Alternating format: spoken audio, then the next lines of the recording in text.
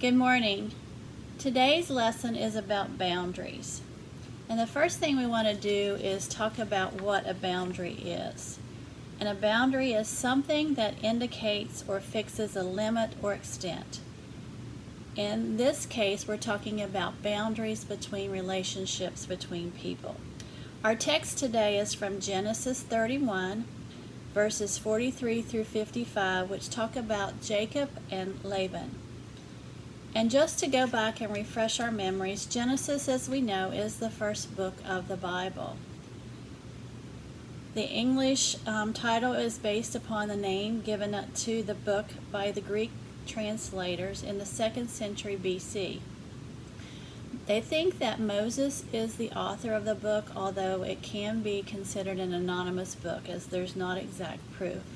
But again, it is thought that it was written by Moses around 1445 BC. So before we start talking about the scripture, we have to go back and look at the context and the setting and what was happening at this time with Jacob and his Laban, who will soon be his father-in-law. If we go back to chapter 28, verse 1, Jacob is the son of Isaac and Rebekah. And we have to remember that Isaac blessed Jacob and told him, "Do not marry a Canaanite woman. Go to Paddan Aram, to the house of your mother's father, and take a wife for yourself there from among the daughters of Laban, your mother's brother." And this comes from chapter 28 of Genesis, verse 1. Chapter 29 talks about when Jacob has traveled and he is actually at a well to water his animals, and he meets Rachel, the daughter of Laban. And this is Rachel, who was a shepherd. And Rachel was a very beautiful girl. So Jacob told Rachel when he met her at the well that he was related to her father and that he was the son of Rebekah.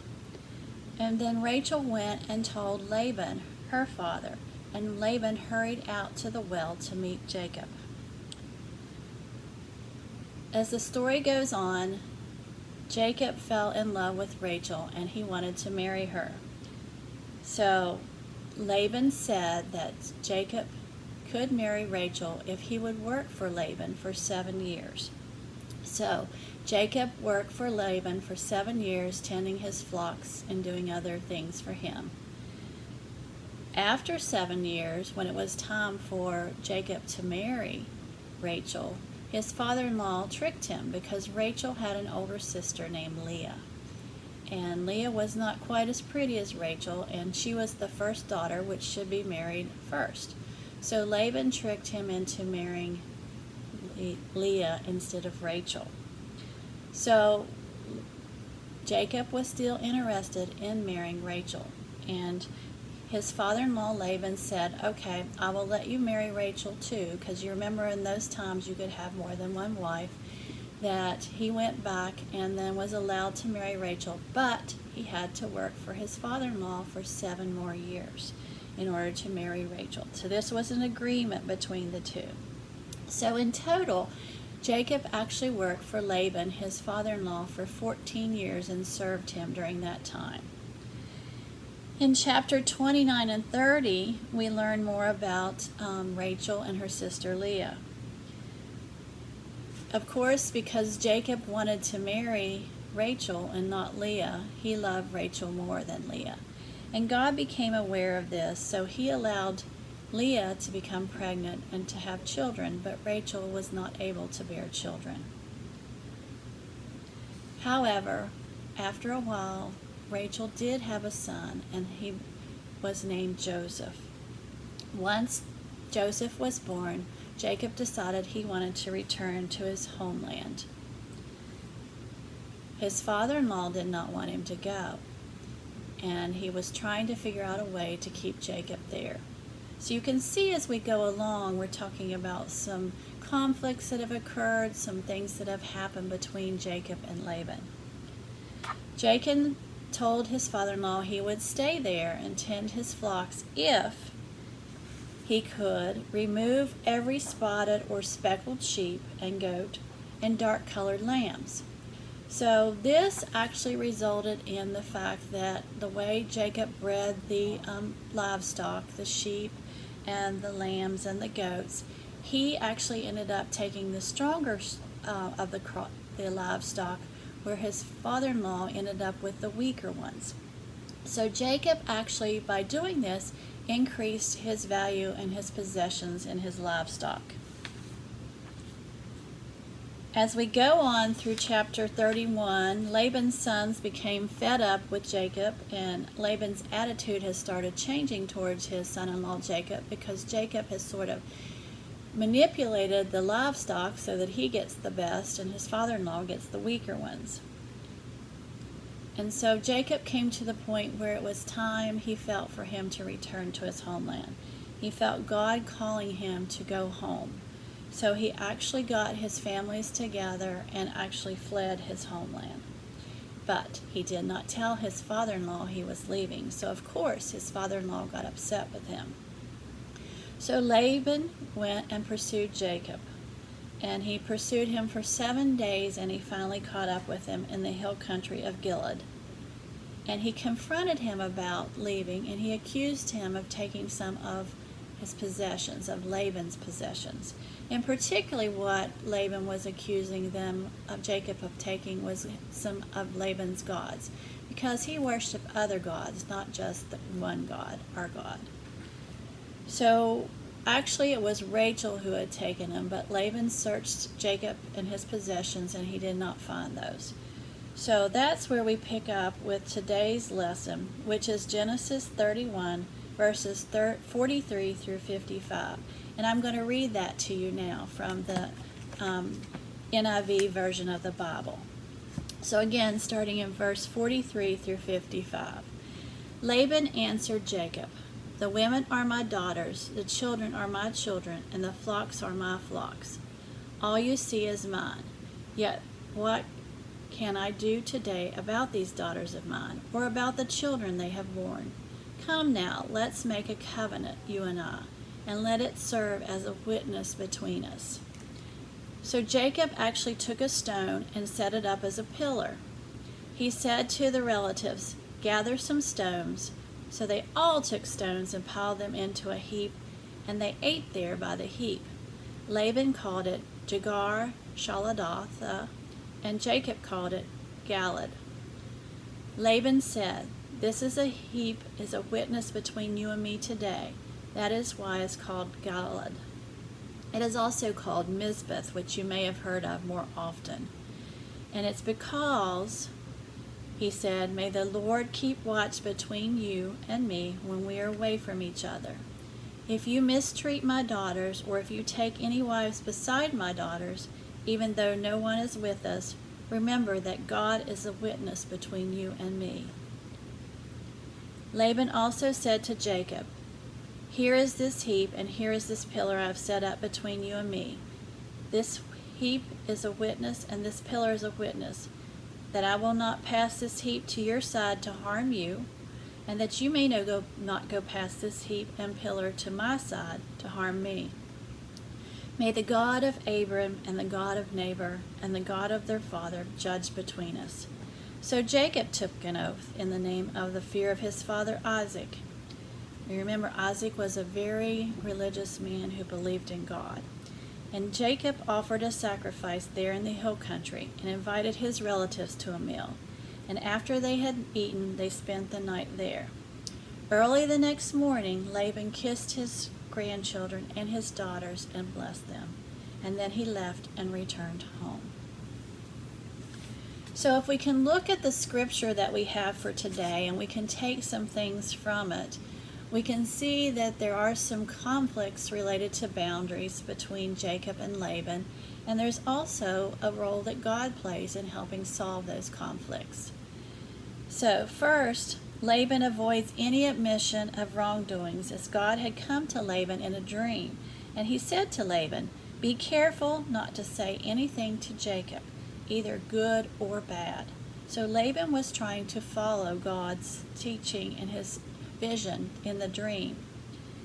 Laban, though, still claimed ownership of the possessions. Laban concludes he cannot change things at the current time, and he proposes a covenant between the two families, between Jacob's family and Laban's family. And Laban made the terms of the covenant, and Jacob agreed to them. And as we can see, they're looking to helping each other to move past this conflict and move on. And actually, Laban had originally been the stronger of the two parties when Jacob first came to Laban. But later, if we look at it now, because Jacob and what he has done and how he has increased his flocks and his herds, he actually is an equal to his father-in-law Laban, and can actually be considered possibly having even more possessions. So the two aren't quite equal anymore. And Jacob wanted to finalize the deal, so he took steps to do that. As the scripture talks about, there was a pillar set up by Jacob, and we have to remember that pillars are often used as instruments of worship. And Jacob's relatives took stones and added them to the pile and piled them up in a heap, and they called the place Mizpah. And the heap of the stones served as a boundary line, because neither was going to cross that boundary to harm the other's family. Jacob and Laban called upon God to witness the promises between them of the covenant. By having God witnesses the promises between the two men, the expectation for each side to represent the boundaries was heightened. So it was more of a finalized. It was God's intervention there to look at that covenant. And the covenant may have been made as both Laban and Jacob felt it was time to part ways.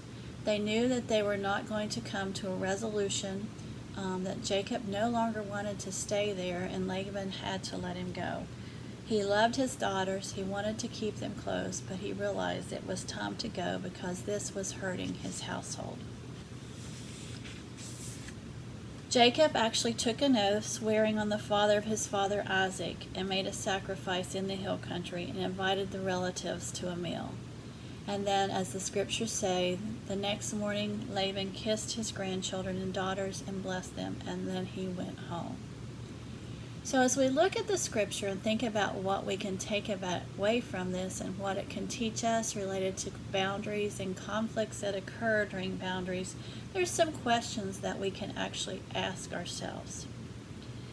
Well, the first one of these is, what boundaries do you have that can result in conflict? Do you have other people's lives that you're trying to control, such as your spouse, your children, people you might work with?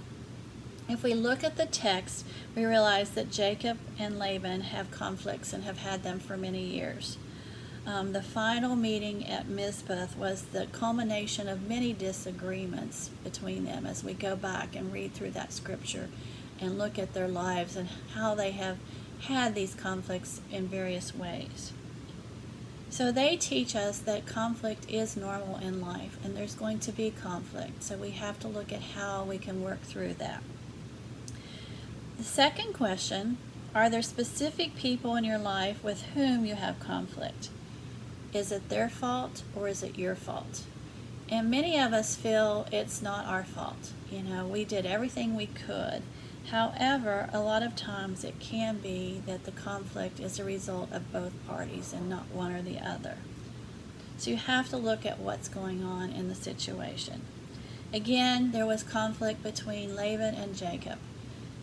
For example, Laban tricked Joseph into marrying Leah when he was promised Rachel, but he had to marry Leah instead first. If we look at what Jacob did to Laban, he tricked him in a way, because the way he bred the livestock, the lambs, the sheep, and the goats, his flocks actually increased, where Laban got all the weak, sick animals, and his flocks decreased. So you have to look at the conflicts and what they are in your life and try to see what they are. And the next thing you have to ask yourself, are you willing to make an agreement with others related to your boundaries to resolve the conflicts or to avoid them? We look at our scripture and we see that Jacob and Laban worked to resolve the conflict through a covenant, and the covenant was made. so that the conflict could be resolved, and the boundaries were set in that covenant. So again, are you willing to make agreements with other people? Are you willing to compromise? Are you willing to give in to avoid conflict or to help resolve conflict? And then the fourth question, how can you respect the boundaries of other people? As you go throughout life, what can you do? Even though Laban and Jacob had a lot of conflicts related to the boundaries of each of their family, they came to resolve these, and that was shown through the pillar and the agreement between them when they agreed to stay on their respective sides and not cross the boundaries. So what type of boundaries do you have with other people, and do you respect those? Do you not cross those boundaries and give people the space they need? The fifth question, when there are conflicts with boundaries, how can they best be solved? And the answer is by going to God. Not just partially, but going to God first. Because if we go to God first, He can show us how to resolve the boundaries. And it may be suggestions through other people. It could be something that He puts in your heart. Whatever that is, we need to go to God first. Jacob and Laban called upon God to help solve their conflict, and were able to solve that conflict by doing that. So again, it is important to call upon God first. And sometimes we forget that. We want to do things on our own. We don't want to bother God. We don't think it's important. But we need to call upon God because He's there regardless of how big or small our conflict is. Again, another question is, where does God fit when conflicts arise related to boundaries? Just as Laban and Jacob called upon God, we should also call upon God. So when we're dealing with life, which gets very busy, and we have conflicts, we need to figure out ways that we can actually try to adjust to and adapt to the conflicts to keep them from getting worse. And I'm sure you've heard these things. One of the things we can do is walk away. When someone says something to you, when you get angry, when you're going to say something you might regret or do something you might regret, it's time to walk away from the situation. Laban and Jacob learned that, and they walked away. They set boundaries, their families separated, and they went on their ways. Another thing we can do is to distance ourselves. Sometimes it's really difficult, especially when it's someone we care about, to distance ourselves. But Laban and Jacob demonstrate that. They set up boundaries for each family, and by distancing themselves, they actually were able to overcome those conflicts that arose. So again, distancing ourselves from others when we have conflicts and walking away are two ways to avoid conflict. When we talk about ways to avoid conflict, there's 3 vows that you might want to think about to avoid conflict. The first one is never argue over trivial issues. Sometimes things are trivial and you don't want to argue over them. As people have told me, you pick your battles. You don't fight about everything. So again, if it's something trivial and it doesn't mean much to someone else, you might want to avoid that and avoid arguing over that. This one is a good one. Never speak a word in anger when physically tired. I don't know about you, but when I'm tired, I get a little bit grumpy, and sometimes it's easier to let things slip out or do things that I wouldn't normally do. So, if you're angry also, sometimes you may speak things that you can not take back. So we have to be careful. We have to never speak words in anger or when we're tired, because those might not be a true representation. And it might be very difficult to undo those words because you cannot take them back once spoken. Never attack another person's sensitive spot. We know sometimes what people are sensitive about. We know what their family values are. We know what they care about. So don't attack those things in another person just to bring about conflict. So those are 3 things we might want to try in our daily lives to avoid conflict and help with the boundaries and the conflicts that arise related to boundaries. Thank you for allowing me to speak about boundaries and from the lessons that we learned in Genesis from Laban and Jacob. Let us now pray. Dear God, help us to learn from Laban and Jacob about how fragile and difficult relationships with others can be. Give us the wisdom to call upon you when boundaries occur that result in conflict. Teach us to love others and to build loving relationships. Amen.